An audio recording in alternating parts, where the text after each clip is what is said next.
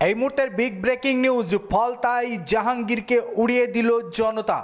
সুযোগ পেতেই ফলতায় diamond Harbour model ভেঙে জাহাঙ্গীরকে উড়িয়ে দিল জনতা।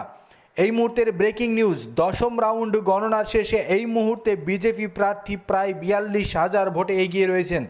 দ্বিতীয় পজিশনে রয়েছেন সিপিএম, তৃতীয় পজিশনে রয়েছে জাতীয় কংগ্রেস এবং ফোর্থ অর্থাৎ লাস্ট পজিশনে রয়েছেন জাহাঙ্গীরের ফলতার তৃণমূল। অভিষেক বন্দ্যোপাধ্যায়ের ফলতার ডায়মন্ড হারবার মডেল ফোর্থ পজিশনে।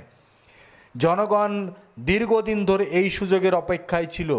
ফলতার ভোটাররা সেই সুযোগ পেয়েই কার্যত উড়িয়ে দিল জাহাঙ্গীর খানকে।